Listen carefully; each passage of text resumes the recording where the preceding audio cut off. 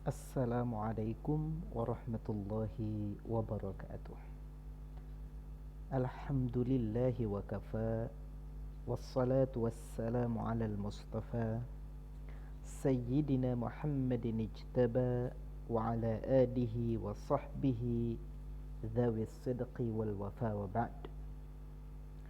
Rekan-rekan mahasiswa yang berbahagia, pada hari ini kita memasuki pertemuan pertama di mata kuliah studi Al-Quran, di mana pada pertemuan kali ini kita akan membahas tentang ulumul Quran dan ruang lingkupnya. Sebelum memasuki pembahasan tentang ulumul Quran, perlulah atau patutlah kiranya bagi kita untuk memahami apa itu Al-Quran. Secara bahasa, para ulama mengatakan bahwa Al-Quran berasal dari kata-kata qara'a yaqra'u, yang artinya membaca, sehingga Al-Quran disebut bacaan. Itu secara bahasa. Akan tetapi banyak pula ulama-ulama yang lain memberikan pendapat yang berbeda.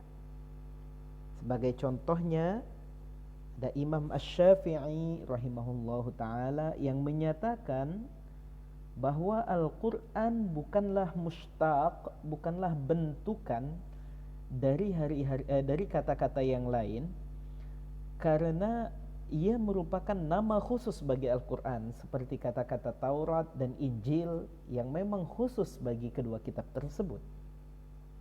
Ulama lain mengatakan bahwa Al-Quran berasal dari kata-kata qara'in atau qarinah, yang berarti indikator, petunjuk, tanda. Imam Al-Asy'ari mengatakan bahwa Al-Quran berasal dari kata-kata qarana, yang artinya menggabungkan. Pendapat lain mengatakan bahwa Al-Quran berasal dari kata-kata al-qar'u, yang berarti menghimpun. Sementara Imam Al-Lihyani mengatakan bahwa Al-Quran berasal dari kata-kata qara'a, yang berarti membaca.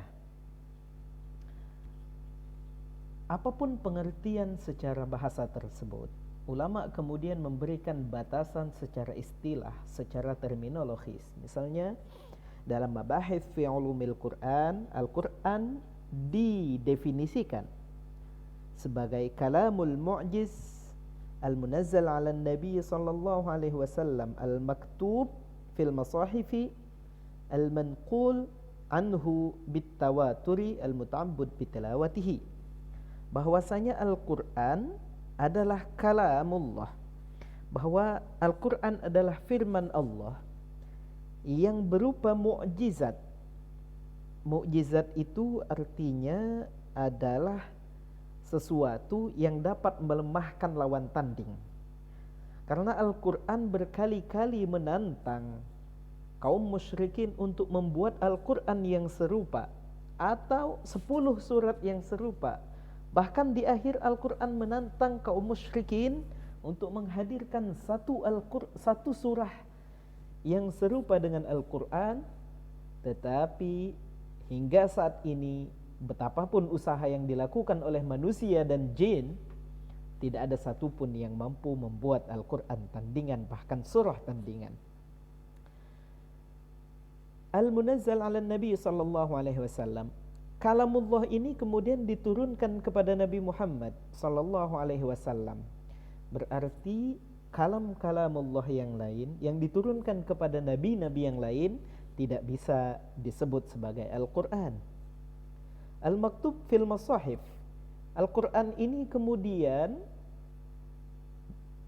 berdasarkan perjalanan sejarahnya ditulis dalam berbagai mushaf yang sampai kepada kita dengan periwayatan yang mutawatir, baik dari segi bacaannya maupun dari segi tulisannya. Dan ini yang membedakan Al-Quran dengan bacaan lainnya adalah menjadi ibadah atau dinilai ibadah bagi siapapun yang membacanya. Meskipun membacanya ini hanya diniatkan membaca, tidak diniatkan belajar, itu sudah menjadi ibadah. Berbeda dengan nas-nas yang lain. Misalnya kita membaca hadis qudsi, untuk membaca saja tidak dinilai ibadah per hurufnya, tetapi mungkin mendapat ibadah karena belajarnya. Demikian juga terminologi-terminologi yang lain, yang semuanya sama, intinya adalah bahwa Al-Quran adalah kalamullah yang diturunkan kepada Nabi Muhammad sallallahu alaihi wasallam, tertulis dalam mushaf, sampai kepada kita dengan periwayatan yang mutawatir, kemudian membacanya merupakan ibadah. Ya. Anda bisa lihat di berbagai kitab-kitab, baik itu kitab ulumul tafsir, ulumul Quran, atau kitab fikih, usul fikih, rata-rata juga menjelaskan definisi Al-Quran, ya dengan sedikit banyak perbedaan, tapi itu tadi adalah beberapa intinya, inti dari berbagai definisi yang diberikan oleh para ulama.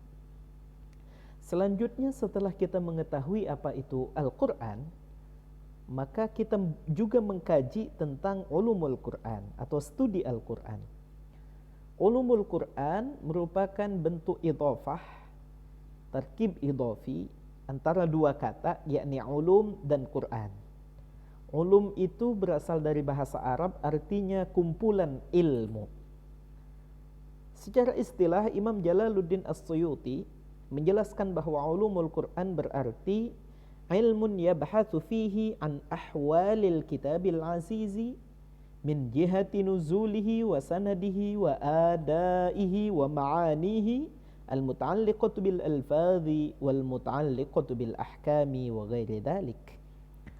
Bahwasanya ulumul Quran adalah ilmu yang membahas tentang kondisi Al-Quran, hal ihwal Al-Quran, dari segi turunnya, dari segi sanadnya, dari segi cara membacanya, cara menyampaikannya, kemudian makna-maknanya yang berkaitan dengan lafaz atau maknanya yang berkaitan dengan hukum dan lainnya.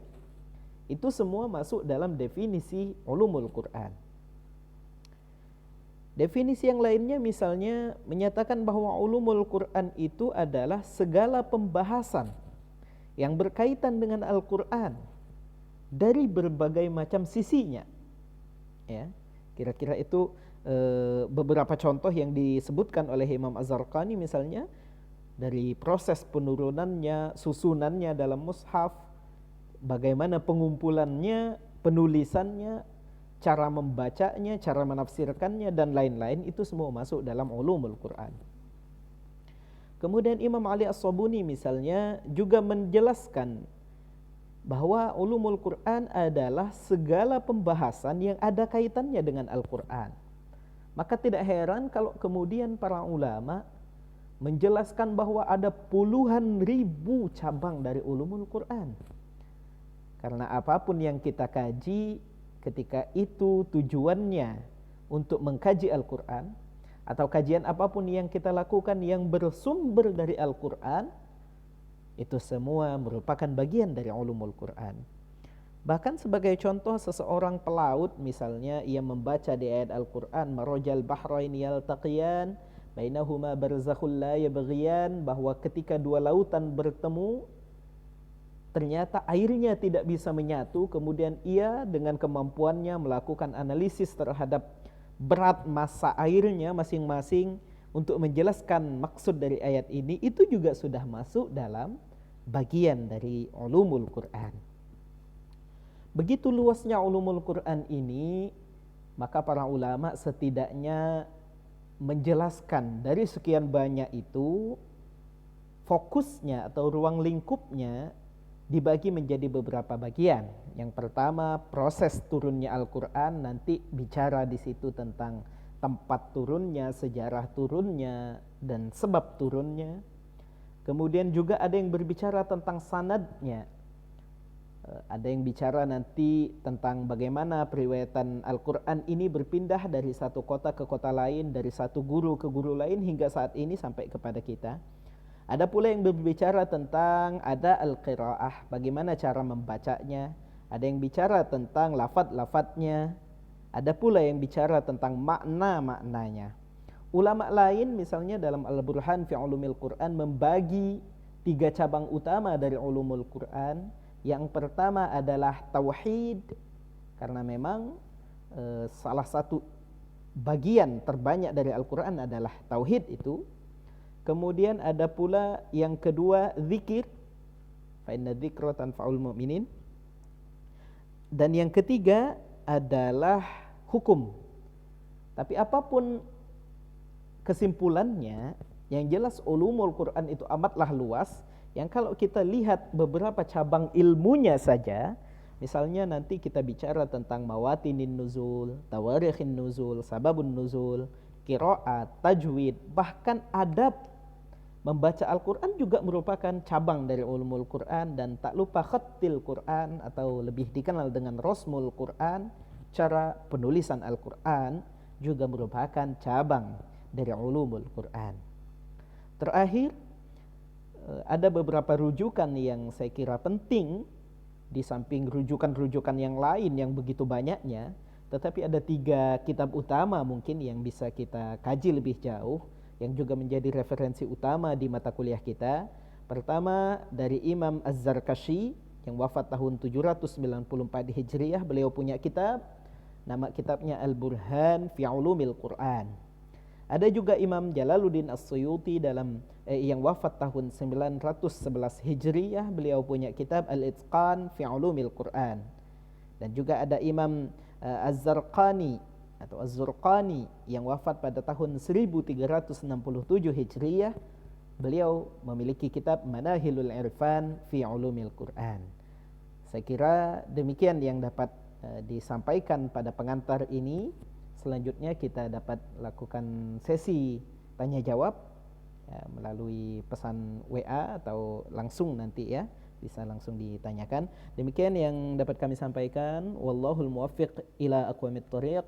Wassalamualaikum warahmatullahi wabarakatuh.